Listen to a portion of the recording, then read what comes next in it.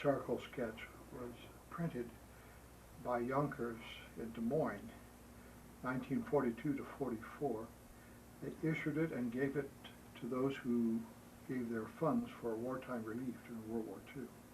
This hung in my second grade classroom in 1944, so my interest in Lincoln began early, and this is a picture that's representative of that boy interest. Francis B. Carpenter was an artist who lived with the Lincolns in the White House for 6 months, and he made what is now a very grand picture hanging in a stairwell at the United States Capitol building of Lincoln signing the Emancipation Proclamation. This is his beginning sketch of what he wanted Lincoln to look like in that major portrait, but it's a good representative of what Lincoln looked like in 1864.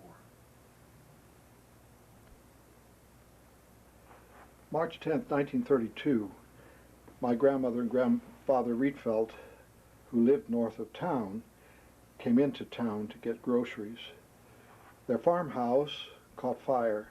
There was a funeral at Graceland up above the farmhouse. They saw smoke coming from the roof. They went down immediately and tried to save what they could. They saved the china closet my grandparents had in that house. This is the door from the china closet. The house was totally consumed with fire, and my grandparents had to build a new home on the foundation. Later, many years later, my grandfather took the door off that china closet and made my first display case. That's what this is, my display case. I was 14, 15 years old when he made it for me. And many of the things in this case were in it when I was a boy. I have a lot of just fun stuff. I placed them here so kids could enjoy them, but they are all documented, so they are original pieces. I'd like to point out just a couple of things. Doc Keebles carried this chess set with him through the Civil War as he ministered and served soldiers as a doctor for the 3rd Iowa Infantry. This is an image of Lincoln, but it is made from burned up United States money. They took the they took the ashes from $1,000 and made that image. This is a piece of the tomb tower struck by lightning in 1951, and it's a piece of the Vermont marble, or granite I should say, granite from that tomb. And that little small log cabin belonged to Judge Drummond. It was given to him, and Lincoln supposedly wore that little log cabin in the campaign of 1860 in a buttonhole of his vest.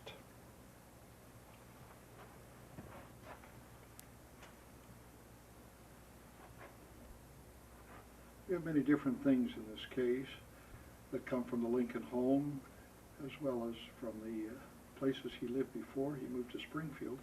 We have a little piece of the rail he split, and there's an image of him as mauling a rail behind that.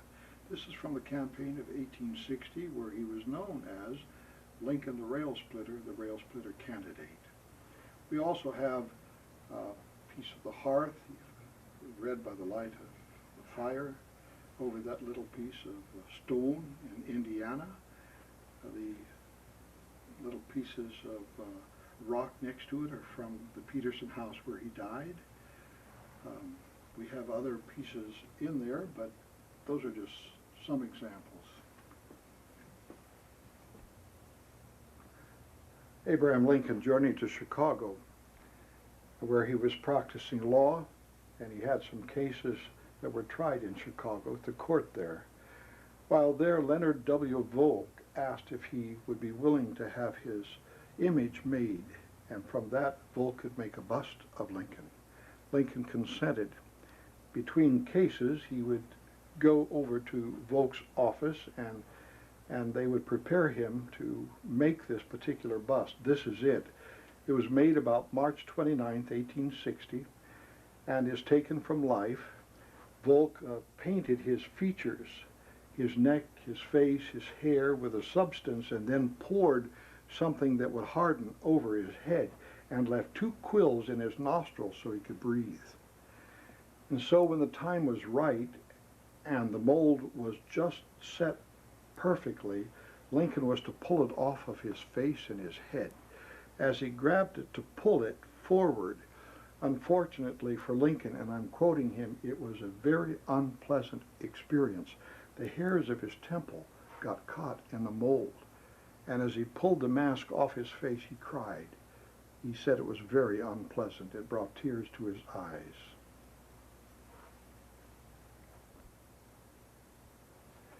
Lincoln was nominated in Chicago for President of the United States on the Republican ticket on May 18, 1860. The next day, a delegation arrived in Springfield from Chicago, announcing to Lincoln officially that he was nominated by the Republicans. That was May 19. The next day, on May 20, these molds of Lincoln's hands were made. The night of the 19th, he shook hands with hundreds of people that passed through his house from the front door to the back. And if you'll notice on that one that is to the left with a stick in his hand is very badly swollen, just beneath his thumb. And Volk said to him, "Mr. Lincoln, you have a very swollen hand. You need to hold something to squeeze it to reduce the swelling for the cast." So Lincoln said he had an idea. He went out and Volk heard a saw. When Lincoln came back, he was whittling that piece of wood that he's holding in his hand. And Volk said, "Mr. Lincoln, you don't have to do that." Lincoln said, "I thought you would like to have it nice." And that's a piece of Mrs. Lincoln's broom handle that he's using to squeeze for his hand that was so badly swollen. And then the left hand, very fleshy and very soft and very large. Mr. Lincoln had both very large hands and large feet. He would wear in today's size about a size 14 shoe. This display case is filled with items from the presidential campaign of 1860 and 1864. On the top shelf, along with Lincoln's hands, the molds of his hands, we have campaign envelopes from 1864, and we have a biography that was used in the campaign of 64, written by his campaign manager, actually, Henry Raymond. On the second shelf, we have biographies from the 1860 campaign. And a book on the left, Lincoln published himself in 1860. These contain his debates with Stephen A. Douglas in 1858 and became a campaign book during that presidential campaign. There's also a campaign song, 1864, on that second shelf. This engraving was made from a photograph that Brady took in New York when Lincoln visited there to make a speech before the Cooper Union.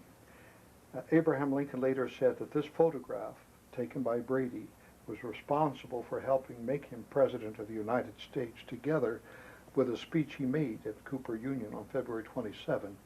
Next to it is a copy of that speech published by the New York Tribune and became a major piece of importance to Lincoln's campaign, attracting New Englanders to his campaign, and that helped nominate him, in fact, at the Wigwam in Chicago. The picture in the middle is taken by Alexander Hessler. That's in June of 1860. That photograph is taken from the original glass plate. Unfortunately, the plate was sent through the United States mail and was broken, and no longer could pictures be made from that glass plate. But they had made duplicate plates, and in 1952-53 they made photographs from the duplicate plates, and they are today excellent pictures, and I have two of them.